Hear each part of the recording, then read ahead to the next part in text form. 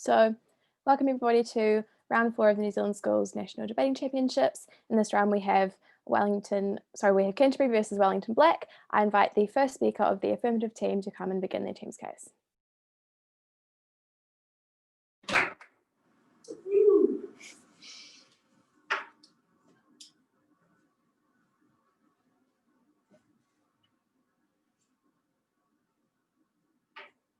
For far too long, New Zealand has remained silent in the face of an emboldened China that has oppressed its own people and encroached on nation sovereignty, that have thrown its citizens into concentration camps and created violent crackdowns on them, and New Zealand has continued to remain silent in the face of all of this. We win today's debate by proving to you that New Zealand's silence represents a tacit acceptance of China's actions, which harms it on the world stage and emboldens China.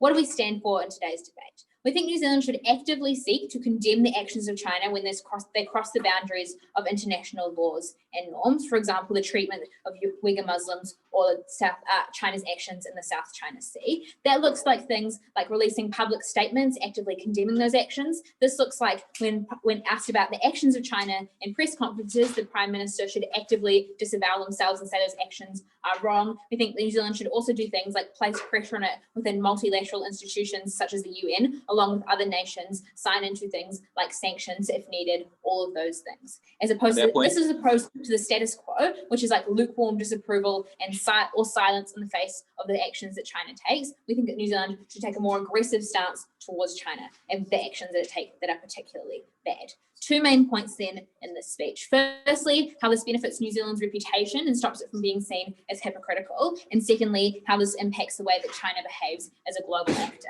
Firstly, the benefits to New Zealand's reputation.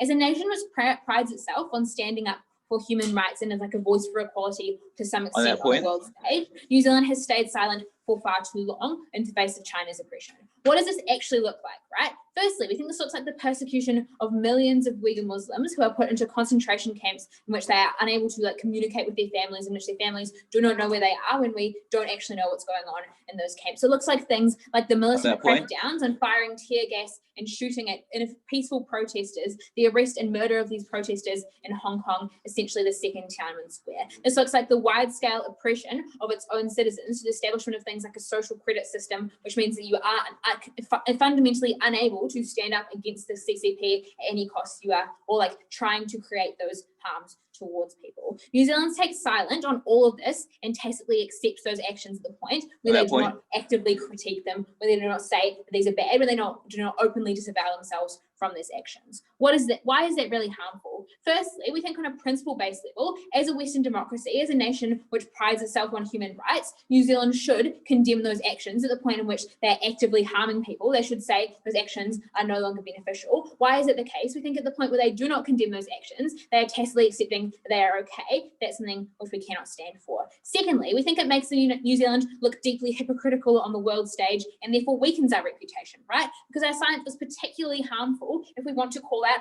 other nations. So if we want to call out Belarus for cracking down on protesters, they can say, well, it doesn't really matter because you didn't say anything to China. Why are you looking at us particularly? Our soft power is massively harmed. We also think it just weakens us on a world stage at the point in which nations look at us and say, well, you say that you're about human rights. Western democracies say they're about human rights, but they don't actually care at the point that it hurts themselves. It all feeds into China's ongoing narrative, which is that human rights aren't actually important to Western states. And finally, we think it makes other nations less likely to ally with us or less likely to support us on the world scale because they feel like they're putting themselves out there and we're not. They feel like we're not condemning China. When we continually hedge between the United States and China, that makes the United States less likely to support us in the long term. What now occurs then at the point in which New Zealand calls out China? Firstly, we think that principally New Zealand is now in a right place on the world scale because it is condemning actions which are anti the ethos of that nation. Secondly, though, we think we're no longer seen as a hypocrite, right? So we are able to actively condemn actions that take place in other nations because we are principally consistent within ourselves, right? So it means that now when we can call out other nations, it no longer feeds into China's narrative that we only care about human rights to the point where it benefits us, right? That's incredibly important because it benefits the concept of human rights as a whole, right? Because it's no longer incredibly weakened. Finally, though, we think New Zealand is able to have much stronger allyship with other nations when it supports them rather than hedging between China and the United States. What does that look like? We think that right now New Zealand is negotiating a number of trade deals with nations like the United States, like the EU and the UK. We think at the point where we can like use that as a bargaining tool, right? So like, look, we are going to condemn China. We are going to stand with you, the United States, against China. That means they're more likely to act in a way that's favorable towards us, because under the status quo, they see us as just like hedging between China and the United States. What does that look like? We think that looks like things like the United States agreeing to purchase New Zealand dairy products. It looks like them being more willing to like reduce like steel tariffs on us, stuff like that. That's all incredibly beneficial to the New Zealand economy. That means that we are better able to have more of a reputation on the world scale. Secondly, though, what are the impacts on China itself and the impacts on the way that China engages as a world actor? There's a number of pieces of context about the climate that this takes place in. Firstly, the first piece of context is that China is increasingly looking to legitimize itself on the world scale and to appear as a legitimate actor within the world, that it cares deeply about its reputation and the way that it appears. Secondly, we tell you that Chinese citizens are becoming increasingly wealthy and there's a burgeoning middle class. Importantly, that middle class is often like attached to New Zealand products, right? They like to buy things like New Zealand dairy. They like to go to New Zealand on their holidays as like tourists. Those middle class continue to support that. What exists under the status quo? On that point, firstly, we think only a few countries are standing against China. That particularly looks like the United States, the EU, and the UK, nations that are already superpowers that already have quite a lot of power. While other nations continue to hedge between China and the United States, not particularly taking a side, not taking that risk. How is China able to respond on that point? Firstly, we think essentially they can suggest that this is all just like based on US competition with China, and that's the reason that they are standing up against them, right? So it delegitimizes the US criticism of the way that they're treating Hong Kong protesters at the point in which they say, oh, well, you're only criticizing us because you are in competition with us because you don't like the way that we act because you want to compete with us on an economic front. We also think that China is emboldened by the silence of a number of nations, right? Because at the point where it's only the United States calling out against China, China can effectively wave at all the other nations which haven't said anything and say, look, this is probably okay. We don't need to do this. This is fine. What happens on our side? Firstly, we think China is no longer able to point to us an example of how their behavior is okay. Yeah, I'll take your pill right now.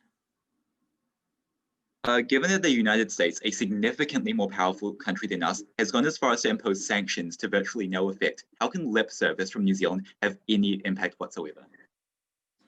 I just told you why the United States doesn't have any effect, right? Because China doesn't need to listen to them because they are just able to point to it as only a criticism economically, right? What happens on our side of the house? We tell you firstly that nations are emboldened and willing to stand up against China in a way that they wouldn't when New Zealand takes that first step, right? That looks like things like Bob Hawke's speech against Tiananmen Square, the Prime Minister of Australia, when he was able to do that and actively come out and condemn China. That caused a lot of nations to also condemn China in a way that they weren't before because they were emboldened. We think New Zealand is able to do the same thing on a global scale where we come out and say, even though we're a small nation, we are actively against China. That means more and more nations will continue to do that. What does that mean? That means China's reputation is massively delegitimized because they're no longer able to point to all of the silence of those nations. We are able to act as a catalyst towards this. We think that increases to some extent the likelihood of them changing their behavior. We also think we're more likely to be able to put pressure on them in multilateral institutions at the point in which those other nations are joining with us and standing against China. At the point in which we are going along with the United States, they are also able to put pressure on China in those multilateral institutions, making them change, particularly because, as we tell you, China cares so deeply about its reputation. New Zealand can no longer be silent because that silence is complicity in the oppression of the Chinese people and of people all over the world. That's something we cannot stand for on the affirmative team.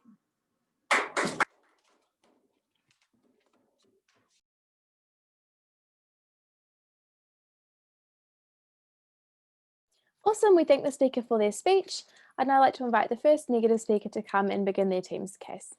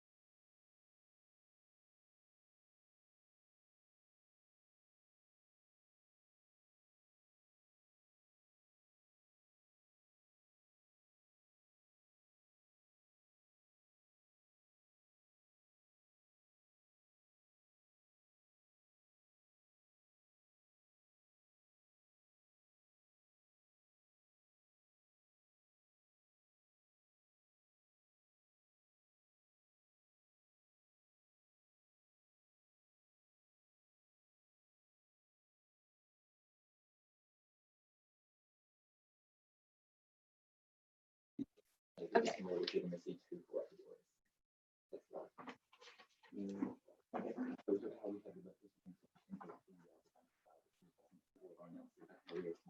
Are we ready to start? Sorry. Yeah, you're good to go.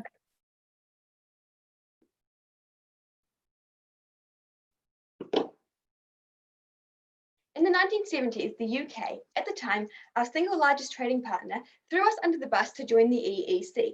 Not only does it show that we cannot rely on our traditional allies, but also the economic crisis that resulted led to a generation of New Zealanders growing up in hardship and poverty. We cannot allow something like this to happen again.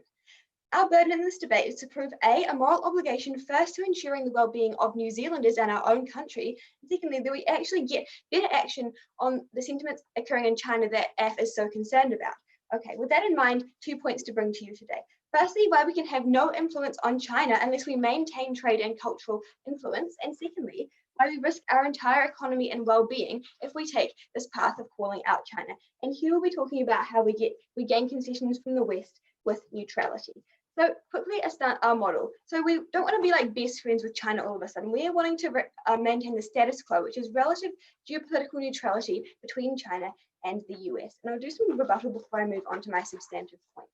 Because we were told from AF that we'll set this like precedent for standing up against China if we start calling them out. And we can get pressure from the UN, but we say that virtually no one is going to side for this for 3 reasons. Firstly, China has immense power among lots of countries because of the Belt and Road Initiative, where they are basically like taking on the debt of these small countries and in return getting a lot of favor from them, so that few countries are actually willing to follow us because they are in debt to China. Secondly, they'll watch the bad effects on New Zealand when our economy entirely tanks because we lose our trading partner and think, oh no, I don't want to risk that for my own country, I'll put my citizens at risk. So that disincentivizes them to follow us. Thirdly, like New Zealand has very little influence in the UN because it is a small country, as I'll be talking about in my split point, so that's not going to be very effective at all. We were told we have this moral obligation to call out the actions in China, but we say firstly we have this moral obligation to New Zealanders to keep them safe, healthy and out of poverty. We cannot put that at risk for anything else.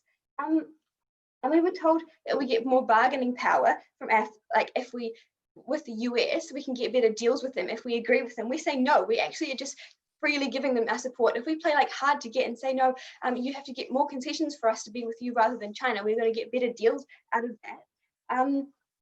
So I'll be moving, and we also think we're probably going to end up looking like a US puppet if we're standing with them all the time. So moving on to my substantive about why we have no influence on China unless we maintain trade and cultural influence. And this is directly responsive to everything point of about information. how we have influence across the world, like on a massive scale. For some reason, setting this precedent for other countries. Okay, so we say firstly that China has so much at stake to make broad concessions. We say in Tibet, like this is a land that is very close to India, and if they make concessions and they allow this to like gain independence, then this is going to lead for like Indian soldiers going to have access to Chinese industry areas very close by, something that China obviously does not want. It puts the industry at risk. Secondly, in the Xinjiang province, like the rivers that feed Chinese agricultural industry come from this area. A few dams could cut it off if they allow their independence, so they're not about to give them independence. Thirdly, Hong Kong, which is China's business connection to the West, they are not going to risk that independence as well. They have no concessions.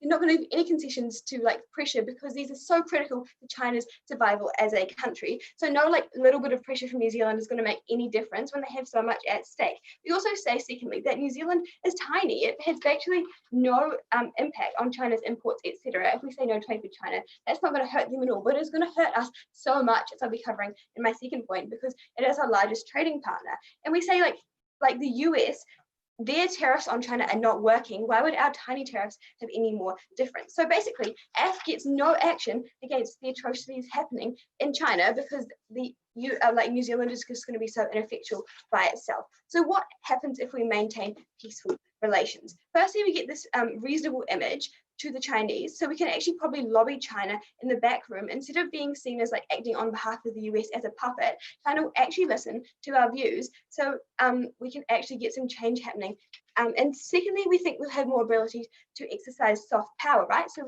if China's listening to us because they think we're not just the US's puppet, then we can push for more access to press. We can introduce foreign films to China, all this cultural influence that is going to build Western ideals and change people's minds from the inside. But thirdly, and most importantly, we think we get Chinese travel to New Zealand, which means uni and high school students are coming to New Zealand to learn about Western values and the actual realities of what is happening in China, because they're never going to teach Chinese students about Tiananmen Square. But when Chinese students come to New Zealand, they learn about the realities and they get these views and come back to China and like actually make change within the system itself. That's not going to happen if China blacklists New Zealand as a country not to come to, because we've been calling them out, so we don't get that cultural influence. And we also say that these people who are coming to New Zealand, they are rich and they're probably going to be the business and leaders of the future in China. So they're going to have massive influence on the way society is going to be running. So when they grow up, they're spreading Western and New Zealand ideals in China.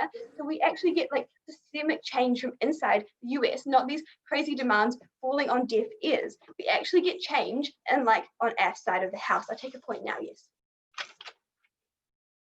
Given that New Zealand is such a small country, doesn't it seem like China is implicitly acknowledging the truth of what we're saying if they do choose to blacklist us? Sorry, can you repeat that?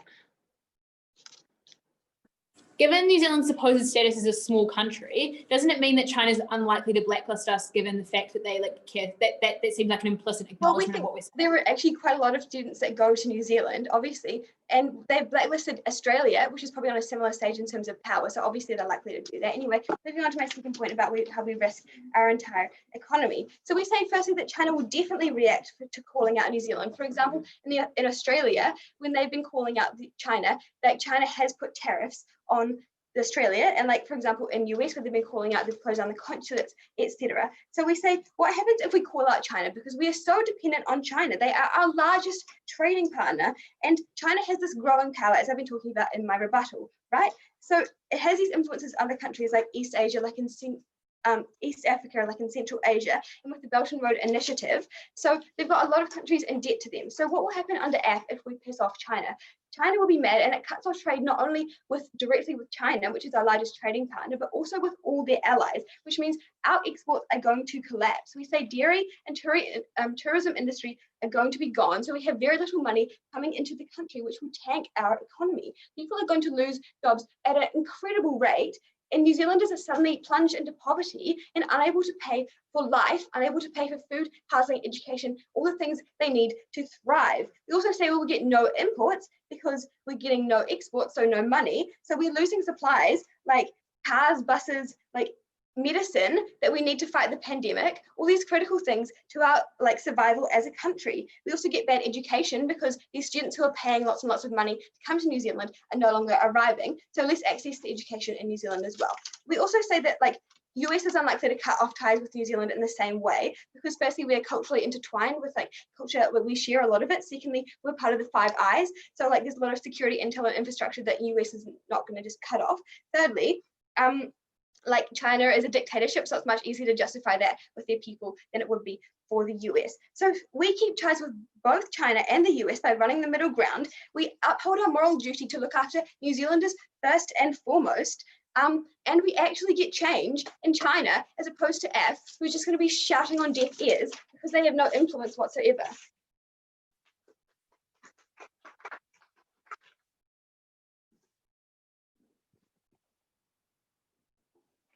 Brilliant, thank you very much for that speech. I'd now like to invite the second affirmative speaker to come and continue their team's case.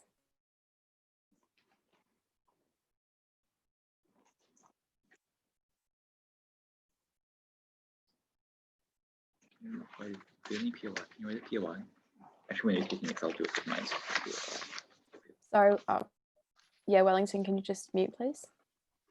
Sorry.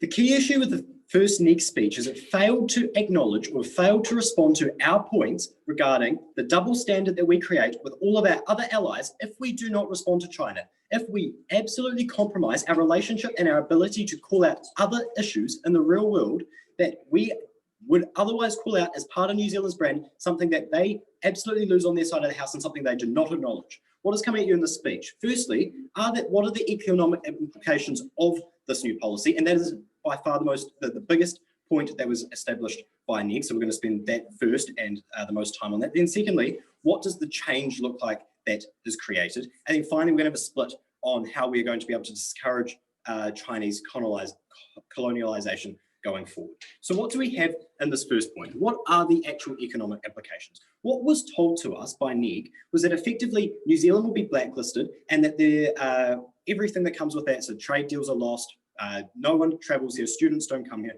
that kind of thing, and that we end up sort of like an American situation. The first response we'd give to that is that there is a very clear difference between the US and New Zealand's relationship with China. The Chinese have told their citizens that the US is a bad actor for decades and decades, while implicitly New Zealand is a good actor in Chinese middle classes. They like our dairy products, they like being able to travel to New Zealand. No, thank you. So there is already a clear difference there, and that the Chinese government would have to justify such a turnaround to their citizens. But more importantly, there are a number of reasons why they simply just won't blacklist us. Firstly, it looks really bad. This comes back to Lucy's stuff that she spent the first part of her speech on how China actually really cares about its reputation, right? They care about being legitimate. They care about looking good and being a power in the global situation. If they suddenly turn around and ban New Zealand, that looks incredibly bad for them, right? They now have to they create an awful lot of international attention on why they're suddenly turning around a key on a relationship with New Zealand. They have to justify that to other superpowers that then turn back on them. This looks really bad from a from a Chinese standpoint, because other countries will get involved because of the platform that New Zealand has created, right? Then we had no, thank you. The second response we give to that is that the second point they brought up was that they'll just do what they did with Australia. Again, we want to differentiate here is that New Zealand has far more connections to the Chinese middle class than Australia does, right? So far more Chinese students come to New Zealand. We have more Chinese tourists than Australia, and they buy far more of our dairy products, right? There's already an implicit relationship with China and New Zealand that is far more positive to the Chinese citizens. Our relationship is more positive than Australia, and so therefore the same thing cannot occur. Finally, furthermore, if they do, this was pegged in the POI, if they do suddenly blacklist us, it means they implicitly agree or recognise the issue that New Zealand has raised with them, right? So that means that to the rest of the world, they're seen as somewhat acknowledging the issue that New Zealand has brought to us and then just flagging it down and ignoring it, right? So that means that they acknowledge that they're not a good actor to the rest of the world. So therefore, they're not going to do that because that affects their international relationship, right? The same thing we're bringing up. Then we have, finally, we had more impacting on why New Zealand's trade deals are going to be wrecked.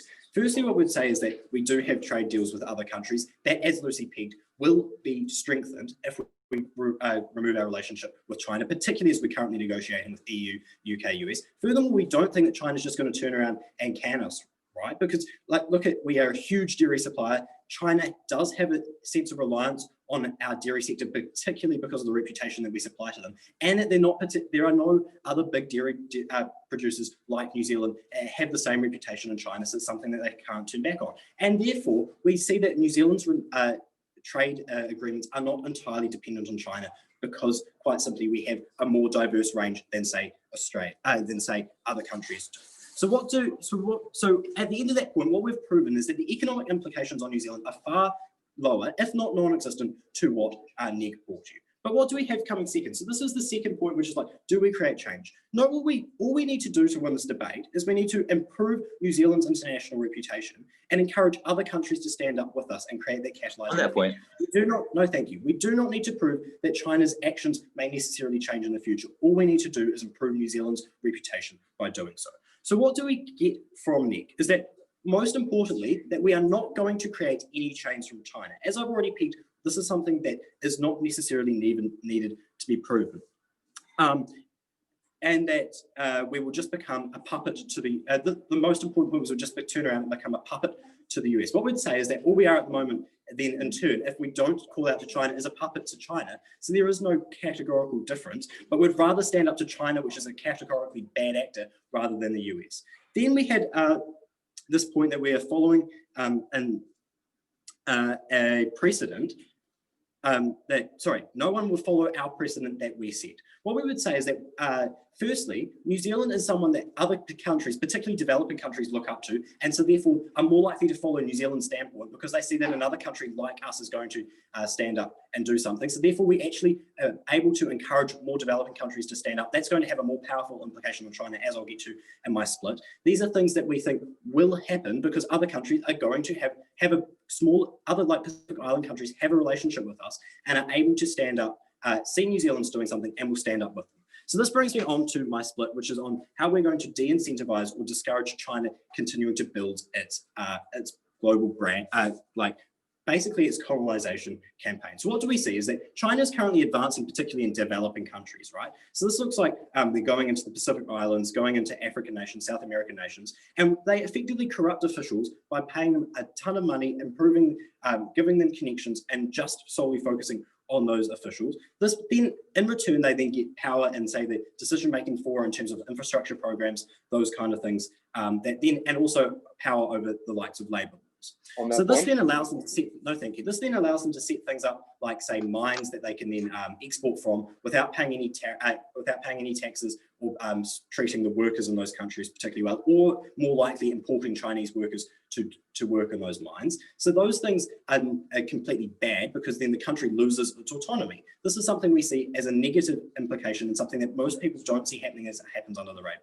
So how do we change this? Well, firstly, what we say is we create a heck of a lot more awareness, right? So if New Zealand stands up and says, look at what's happening to these officials, look at what's happening to your country, other citizens are going to be able to see that this is happening and are going to make steps to have that change. Comparatively, what we see is at the moment, every while there'll be one investigative journalist do something, say in the Pacific Islands, that it's happening, and after that is not talked about, so there's no change created, right? If the New Zealand Prime Minister stands up and says, look at what's happening, then journalists are going to go say, talk to the Prime Minister of Fiji. The Prime Minister of Fiji then has to say something to be able to appease his own people, right? And then create a reaction. So what do we then see? They're more likely to stand up against China because one, they feel safer because they're not standing out on their own. Two, they've already been incentivized to by New Zealand, the precedent that New Zealand sets. And furthermore, they see that they're going to be able to benefit their relationship with the other superpowers like the UK, US, and EU because they're standing with them against China, right? So rather than having to hedge a middle ground, which isn't getting them very far, all we're trying to do is set an example so that there is more pressure put on these officials so that these kind of deals are not struck. And that is something that is of huge benefit to the autonomy of developing countries.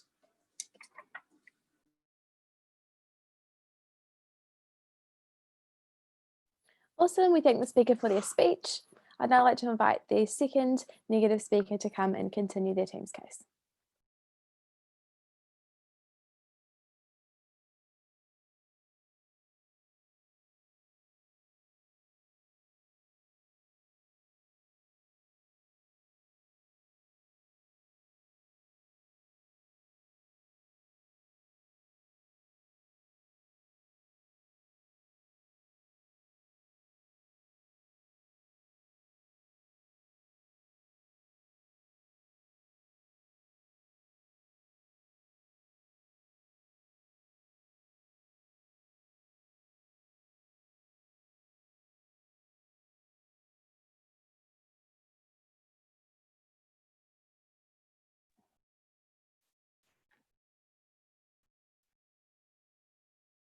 The opposing team has painted us as living in a world where New Zealand is a major actor, and that despite the efforts of the United States, Australia, and much larger powers, somehow, by cutting off our ties with China, we can therefore make huge change.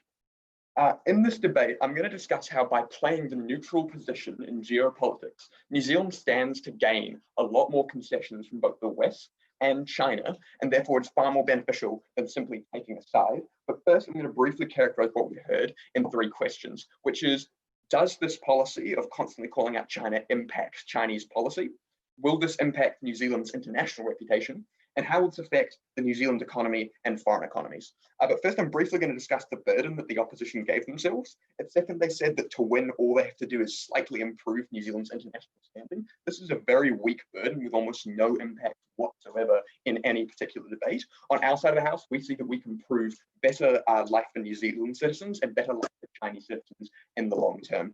So on the first question of, does this actually impact New Zealand's reputation?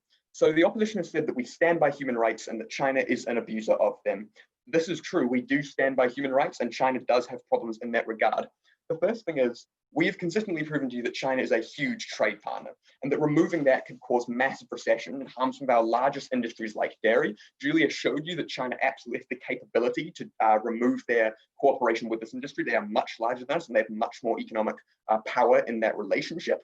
And therefore, if we are doing this, we're not actually standing up for our own human rights in this country, that people won't have access to housing or healthcare, or they'll be massively forced into poverty. That is not standing up for a number of human rights of New Zealand citizens, which the New Zealand government has the obligation to go through to protect before that. The second idea was that of geopolitical reality, we don't have the ability to make impact. I'll talk about that later. But even then, let's say none of that's true and we'd be seen as a hypocrite internationally.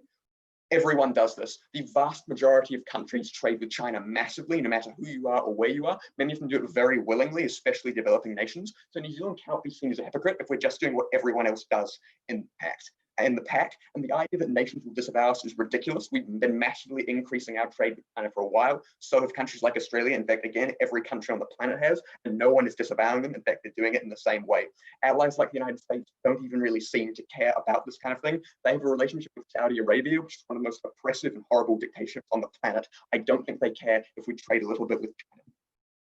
There was briefly the idea that we can improve our alliances. No, thank you. We can improve our alliances with the US and the EU.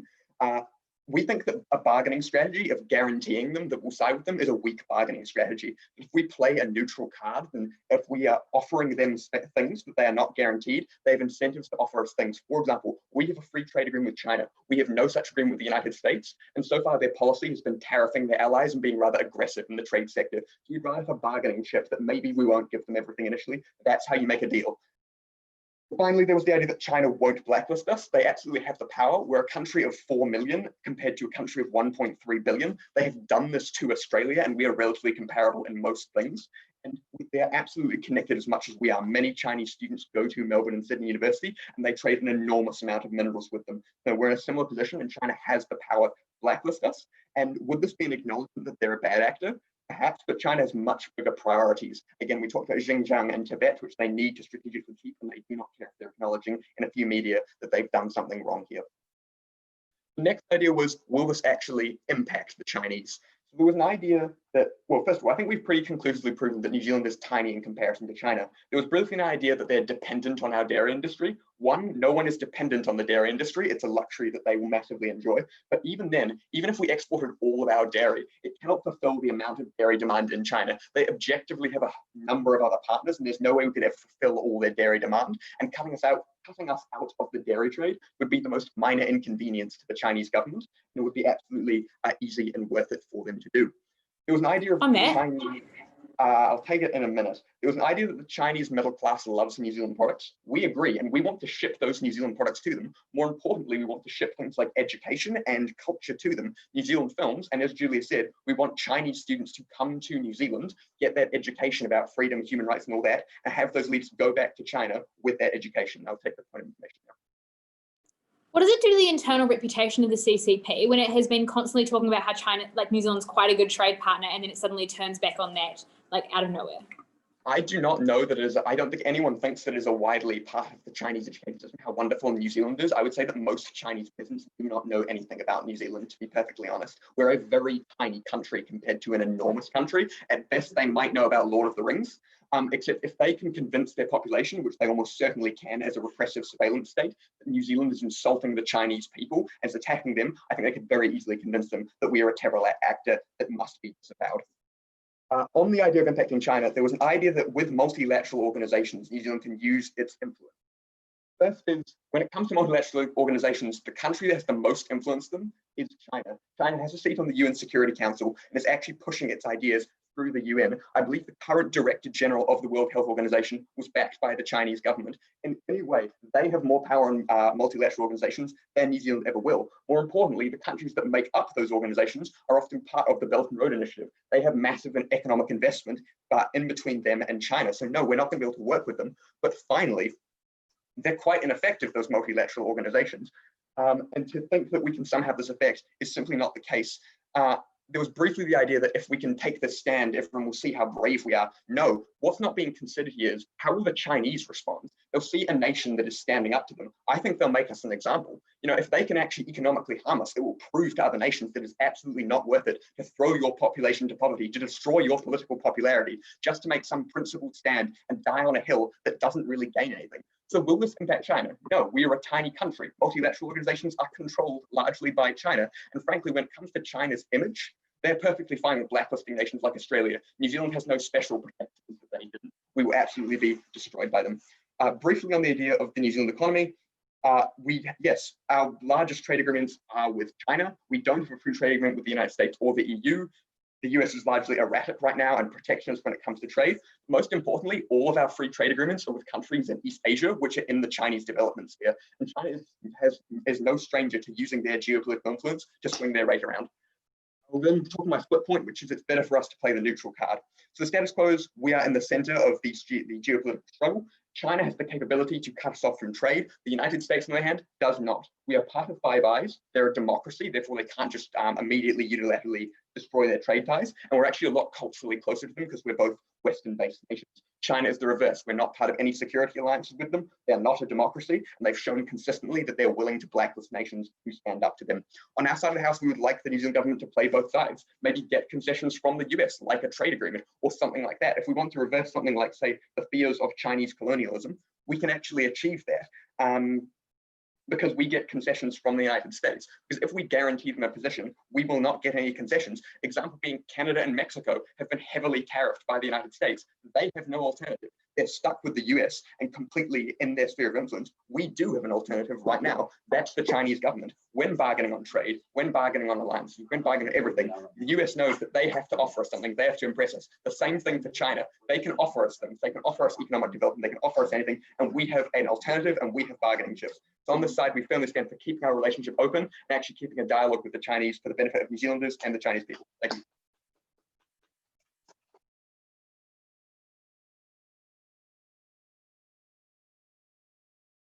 Awesome, thank you very much for that speech. I'd now like to invite the third affirmative speaker to come and conclude the substantive proportion of their team's debate.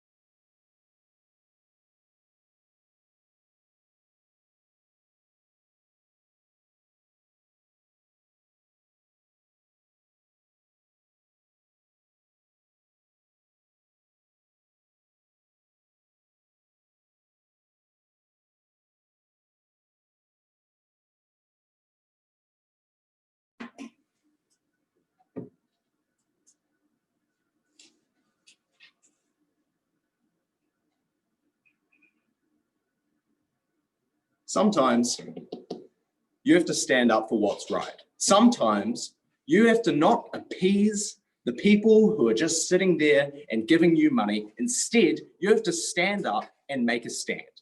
This is the truth now. This was the truth with Neville Chamberlain. This was the truth, and it will always be the truth. In this debate, I have 2 points of clash. Number one, will China blacklist us and cut ties? And the fact of the matter is they won't. And everything that the other team has brought us in terms of harms is dependent on this clash. And I will prove to you that none of their harms stand at the end of this. And then secondly, which is mostly an even if, do we have a moral imperative and will we get human rights change? So let's break it down. Number one, will China blacklist us and cut ties? No, they won't. Why is this? Well, What have we actually heard from them? Well, they just kind of came out here and told us that China is going to blacklist us. We got no mechanisms whatsoever beyond the idea that China did it to Australia, but I'm going to get into in a moment why we're different to Australia and China would not do it to us. But let's just quickly get into why they won't blacklist us. Number one, we are a huge, unique exporter for China in both produce and tourism. So this means that there is, as Callan said, no other country which provides produce in terms of dairy, in terms of beef, the way we do, and in such a premium market, which appeals so much to Chinese middle class. That is a huge thing in China. That is a huge thing that they do not want to part from. And I'm going to get into why in just a second. And the reason why is that taking that away from the people in China doesn't just sow discord in the world, in the global sphere, it also sows discord within China because you have this middle class who have more power than they've ever had before in China. These people care about New Zealand products. They care that they booked a trip to New Zealand 6 months ago, and now China's turned around and said they can't go to New Zealand. They care that every Wednesday they go to the supermarket and buy their New Zealand milk, and now all of a sudden they don't have any milk there except some from Romania or wherever. And it's not the same product. The difference here is that people care about these issues, and China cares about their reputation. They do not want their people starting to ask questions about why New Zealand milk is banned, why they can't go on that trip to New Zealand anymore. So they are not going to do it because it will only harm their own party, their own people's trust in the government. And that is deeply important because China cares about reputation in a way that other countries don't. Furthermore, we are a moral leader in the world. This is the truth. New Zealand stands up for things. We stand up for the Christchurch call. We stand up against COVID in terms of having a united response. We stand up when it comes to things like the Rainbow Warrior. These are things we stand up for. And New Zealand is envied around the world because of the legitimacy we have through morals. This is something that China envies as well. China desperately wants to be seen as a legitimate nation in the world so that they can have their trading partners and so that they can have a good reputation. By allying with us, by trading with us, they are upping their own reputation as much as they are helping us in some small way. And beyond that, by distancing themselves from us, they are only hurting that reputation even more. Like, let's think about just one example, tourism. If you're in China and all of a sudden China says you can't travel to New Zealand, which they won't do, and I'm talking about that well more actually, they won't do, it delegitimizes China as a country because a country's legitimacy relies on its passport and where that passport can take you. So for China to limit their passport, to limit a thing that is so tied to their legitimacy would be against their ideas and their incentives to be seen as legitimate and be a big player in the world. So, but then, so I've proven to you now that China is not going to cut off ties with New Zealand. But even if through some wild means, China does cut off ties with New Zealand, which they won't, we are willing to accept that because of the huge, huge benefits we get in terms of our brand image, and as Lucy said, in terms of future trade negotiations, which I'm going to get into in a second. So then we kind of got the idea that we won't get trade deals that are great because we don't have free trade with the US and that we're not going to get these free trade deals that we talked about earlier and I just mentioned.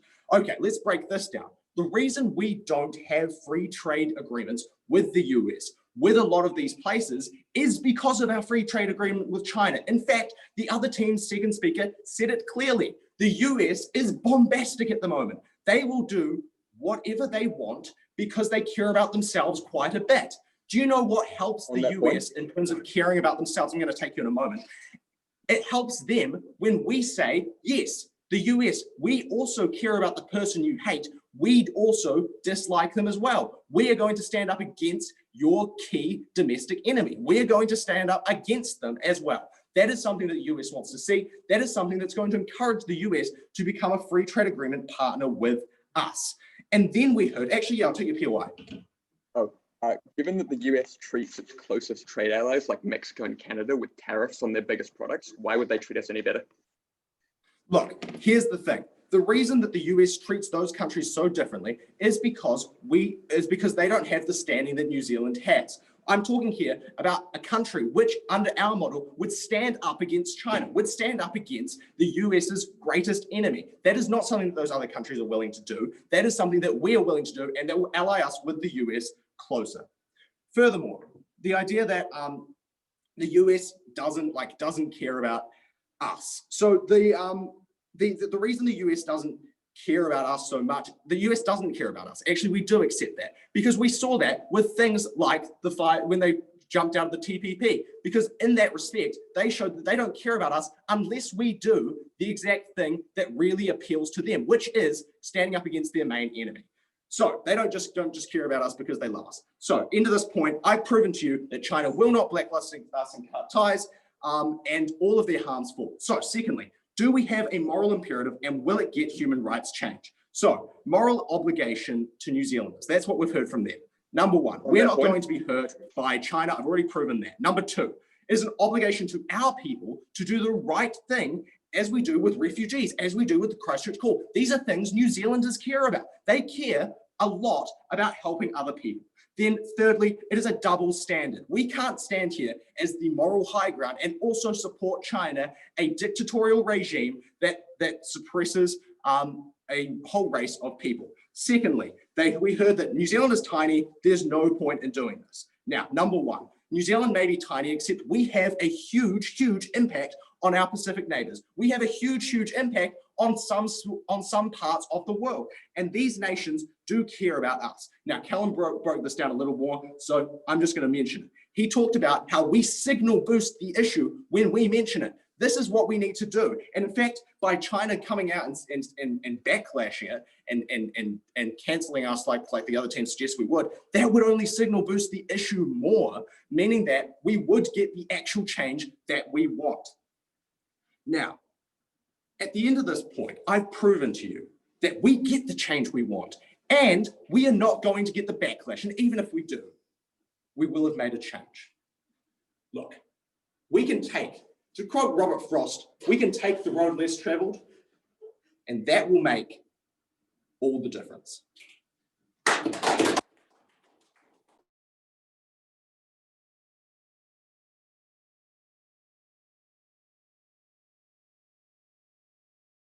Awesome, thank you very much for that speech. I'd now like to invite third neg to come and finish their team's substantive bit of the debate.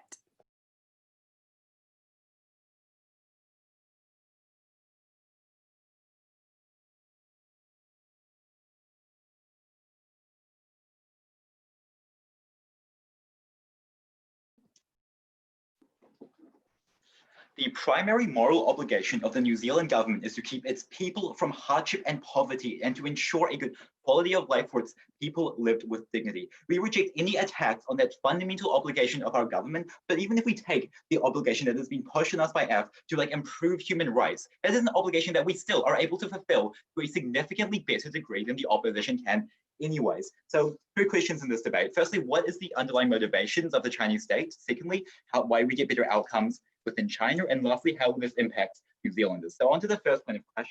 So let's look at what actually motivates the Chinese state. So what we've heard from the opposition is that they care about their reputation. That is, we've heard no analysis of why they would be so concerned about their reputation other than because they want to be perceived as illegitimate. But what do we say to that? We say what actually motivates the Chinese state primarily is being able to provide strong economic growth, being able to have strong, good national security, and being able to exert influence and power abroad. So why is our framing more realistic? Because firstly, we have to remember that China is not a democracy. China is not a democracy, right? So what the middle class of China cares about is practically irrelevant because they have no electoral influence to change the government. But what actually matters is what the Chinese leadership at the top thinks. That is the stakeholder we're talking about, not what the Chinese people want.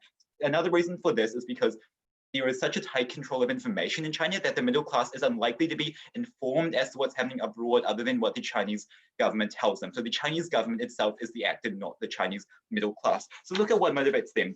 So firstly, we've told you that the incentives for committing human rights abuses in Xinjiang and are incredibly important strategic interests, which are actually more tangible and important than the desire to appear as legitimate to like Western foreigners. So what they care about is making sure the water supply that comes from Xinjiang, which supplies the majority of Chinese agriculture, is secure. They care about making sure that there isn't a long land border between the nearby superpower of India, through which they could invade into the agricultural and industrial heartland of China. That is what the Chinese state cares about, not whether or not, you know, people in like some Western country think that China's like really chill. Like that is irrelevant compared to the important strategic information. The other thing they care about is being able to influence power abroad. For example, with the Belt and Road Initiative, which leads to them being able to provide double-digit economic growth, which allows them to justify their role to the Chinese people. Because, and fundamentally, the Chinese people care about improving their standard of living. And even if we take the idea that what really matters is what the Chinese middle class want, what they want is to have better economic outcomes. They want to have the quality of life improve and to have better access to goods and services. They care about that significantly more than what people halfway around the world think of their government. That is what actually motivates them. So because of this, let's look at the idea that China just won't blacklist us, because I've already established what motivates the Chinese state: power, security, and money. So firstly, three lines of analysis. Firstly, we need China more than China needs us. China is our largest trading partner. We're probably not even the top 20 of China's trading partners. They have this amount of leverage over us, and they know this. Secondly, like I said, China does not care about its reputation. It doesn't care about it. They don't care how bad it looks to turn away New Zealand, because fundamentally it doesn't matter compared to whether or not they can exert their influence, whether or not they can protect the security. They do not care about turning away New Zealand. And let's look at this. What we've heard is that China is really concerned about like maintaining its good reputation. Well, then why are they actively committing genocide in parts of their country or foreign press watches? If they cared so much about their reputation, they probably wouldn't do this. So I don't see how this is going to be, I don't see how not being nice to New Zealand is any more significant than literally committing active genocide. Point of information. At least as far as I'm concerned. In terms of the example of Australia, they say that Australia is different because Australia has strong ties with China. That is objectively false. China was Australia's biggest trading partner. And you know what Australia sold to China? They sold uranium, heavy minerals, and coal. That is all significantly more strategically important to China than what we sell, which is like dairy and widow workshop floors. That is practically irrelevant in comparison. So ultimately, that is why China is actually very likely to blacklist us, because if they're willing to blacklist the country that sells them uranium, I'm sure they'll be fine to blacklist the country that sells them like ice cream. So onto the second point of clash, how this impacts the Chinese people. So what we provided to you is a tangible analysis as to why we get better outcomes, because when Chinese students from China come over to New Zealand, they study at universities, they study at our high schools, they're exposed to like these liberal democratic values by living in New Zealand, and then they go back. We actually get systemic change from within the Chinese state, because these people are wealthy, they are well connected, but because of they have the capacity to come to New Zealand, and therefore most of them will be like the future like business and political leaders of China. So we get change inside. And furthermore, because China has recently told its students do not come to Australia, do not come to the US because of the condemnation, that leaves New Zealand information few Western countries where Chinese students can still come to, which actually leads to us having a really significant impact on being able to influence the next generation of Chinese leaders. That is how we actually change China, not yelling at them when they're not even listening to us. That is how we achieve impact. That is a tangible mechanism that the other team has failed to directly respond to. Point of information. The other analysis we've heard, which is about how we can like stop like the colonization of developing countries. Firstly, what we've heard is that like developing countries they really admire New Zealand, but like firstly, most of them probably can't even find us in the map. But secondarily, if they take the example of like the Pacific Islands, oh no, China doesn't become best friends with like Samoa and Tonga. That's not a huge concern. That's not a huge concern for them.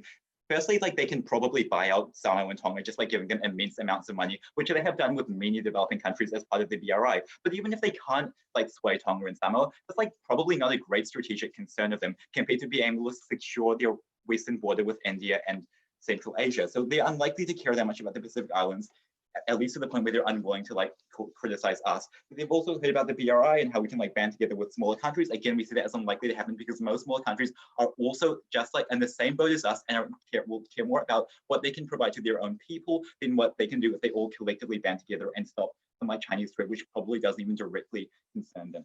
So lastly, how does this improve New Zealand? So first, I've already proven to you why we would almost certainly face repercussions from China. Actually, before that, I'll take a point of information.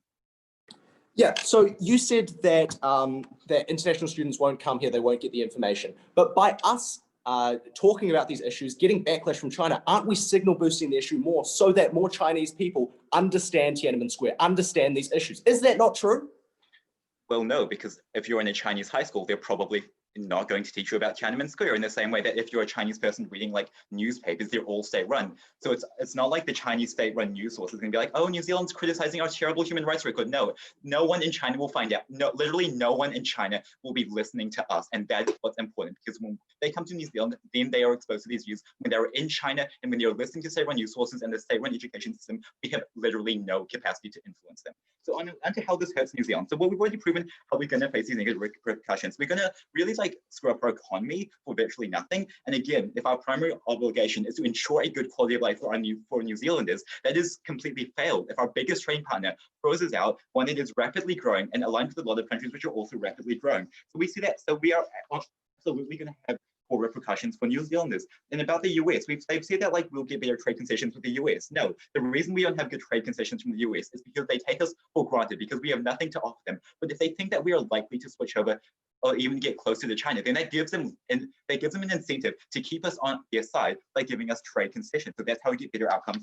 from the West. We've also heard this point about how this improves New Zealand's reputation, and all they need to win this debate is to improve New Zealand's reputation. We have heard no impacting or analysis as to why we should care about like what some other countries think of us compared to being able to get tangible, better human rights outcomes in China, compared to getting better outcomes for New Zealand people, and compared to all of the harms and benefits that we have actually shown to you. I don't see how that can be any less relevant in having a slightly better reputation for us. Thank you.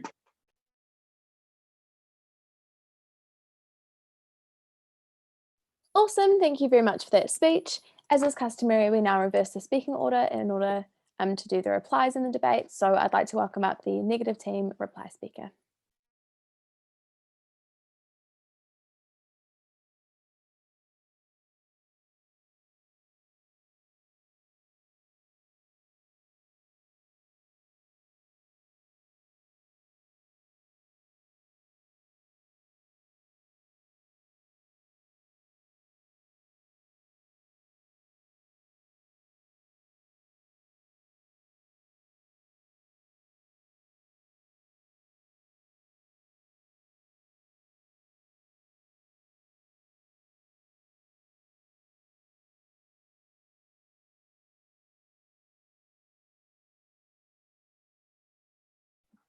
All ready to start?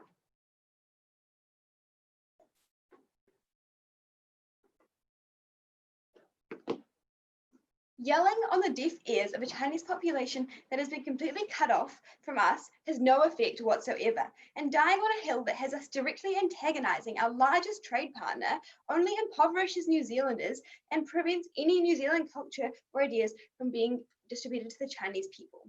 So, like, after spent their whole first speech talking about their moral obligation, their literal burden at the start was to prove acceptance of China's actions means that we are endorsing them. But they also, like, snapped right around. They quickly conceded that they were not able to achieve that, pull back on their second burden about proving a bit more influence for New Zealand in the modern world. We were never told why that is important at all. And by failing both their original burden and the pivoted burden, they absolutely lose this debate. 3 questions to talk about in this reply. Firstly, a bit of framing on what motivates the CCP. Secondly, who gets better outcomes for New Zealand? And thirdly, who gets change in China?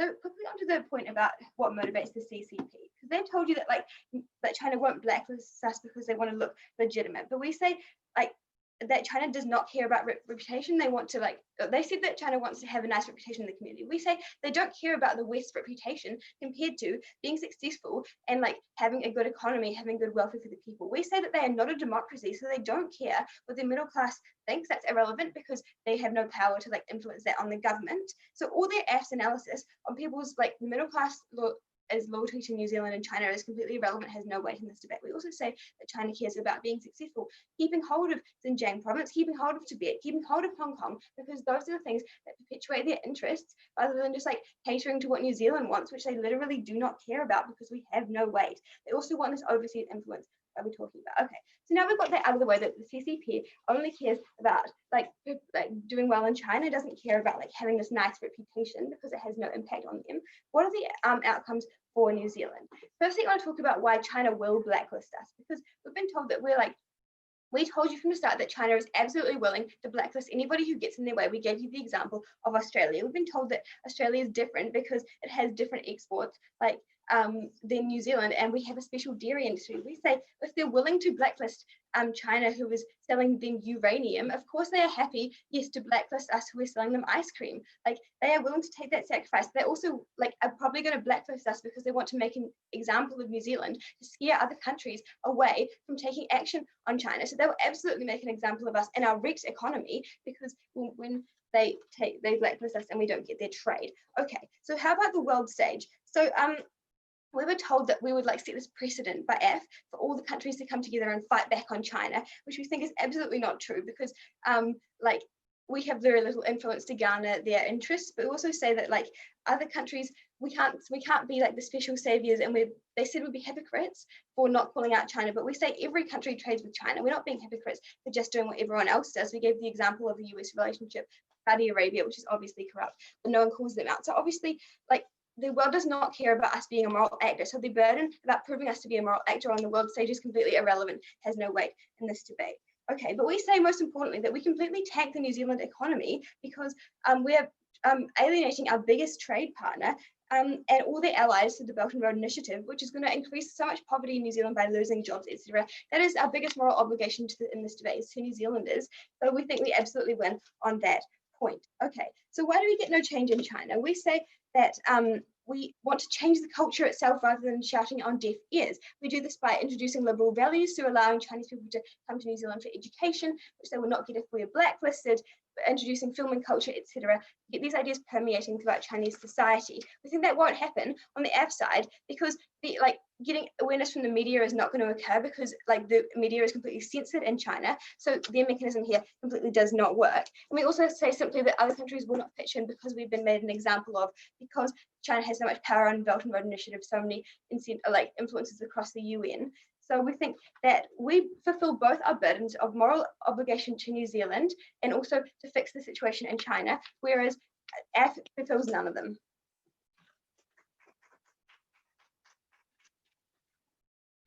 Awesome, thank you very much for that speech.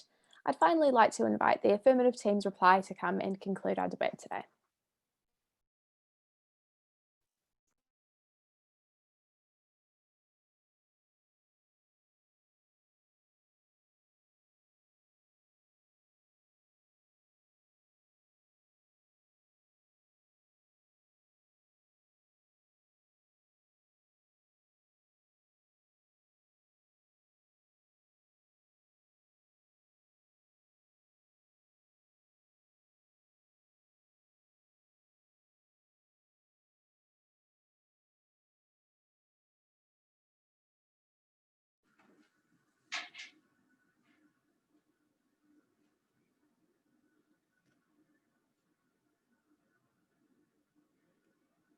It was never good enough for the negating team to just come out here and say, well, that New Zealand is not being hypocritical because this is just exactly what everyone else does. Because that is the exact problem we framed to you at the start of this debate, right?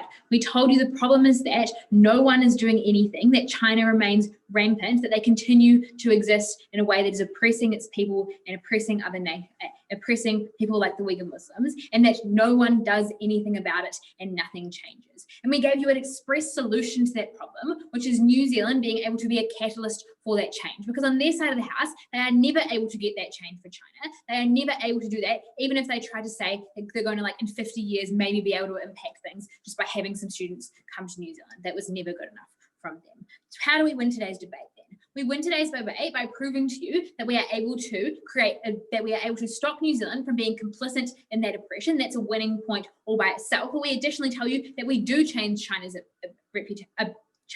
behavior by creating that global pressure on them. And we finally win this debate by proving to you that we do not get the economic harms they tell you about, because they were never able to actually tell us why that would be the case. 4 main points of clash then. Firstly, what are New Zealand's obligations? They just told us it's incredibly important that New Zealand only cares about their citizens, and they win this debate by proving that. They never gave you any real reasons why this is the case, right? We gave you lots of examples of why New Zealand, as a nation that cares about democracy, should stand up for other citizens, right? We accept refugees from other countries, even though they might not be, because we know that we care about them. We stand up for human rights on a global scale. It was never good enough for them. We tell you if we can prove there's a net benefit to citizens all over the world, that's good enough for us. Secondly then, will China blacklist us? Because that's what basically their entire case was based on, right? It was all based around existing examples and basically throwing them at us saying like, this is what China did to Australia. They failed to acknowledge the unique structural differences that New Zealand has compared to the rest of the world. We tell you that New Zealand has the appeals to the Chinese middle class, and the CCP has to listen to its people because it cares about maintaining power for those people. We tell you at the point where China says that you can no longer go and be a student in New Zealand because you love New Zealand, or you can no longer buy that product that you really like from New Zealand, that's really impactful. We also tell you that people now start to ask questions at the point where you tell them that's no longer the case, because as opposed to the United States, people haven't spent their entire lives being indoctrinated into hating us. They think that New Zealand is quite good. They quite like Lord of the Rings. They're confused by that. Right, secondly, we tell you that we now get they care deeply about legitimacy on the world stage when they seem to be turning against like the small country they talk about. That's really impactful. We finally tell you that many other nations now stand with us against China, that they do care about their reputation. Importantly though, even if China is slightly less favorable towards us, we are always happy to take those harms, right? We think it's incredibly unlikely for them to stand out and say that China's just going to ban us altogether. It's like a disproportionate response. We tell you that even if they act slightly less favorably, why is that good? Firstly, we're more likely to get favourable trade deals with the US, the EU, and the UK because they actually like feel like we're good towards that we're actually like helping them in the fight against China. We tell you that the US will not have a trade deal with us unless we do that, unlike the US, unlike China, which has a vested interest in keeping us because their citizens care about those products. Secondly, we tell you that we have other sources of income, right? New Zealand's economy is increasingly diversified. As I told you at first, it was never true of them to say they were entirely dependent on China. Thirdly then, New Zealand's relationship with the rest of the world. We tell you now that New Zealand is seen as hypocritical, it's less likely to be able to call out other nations, and other nations are more likely to buy into China, right? We gave you all of that analysis at Callum about how nations in the Pacific are more likely to buy into China when they feel like there's no one to stand with them against China. All of that material still stands. Finally, about the impacts on China. We tell you, even if we agree with their new characterization that they only care about their economic prospects, it's always tied directly to their reputation. We tell you that under the status quo, only the US and the EU condemns China. They can be waved away as US competition. New Zealand acts as a catalyst for that change. They act as another nation which they can turn towards, which politicians can turn towards and say, look, we are also going to stand against China. Because just saying that, oh, every other nation is doing this was never good enough, because that is the same attitudes that will continue to allow that to exist, will continue to allow China to have the oppressive hand over its people.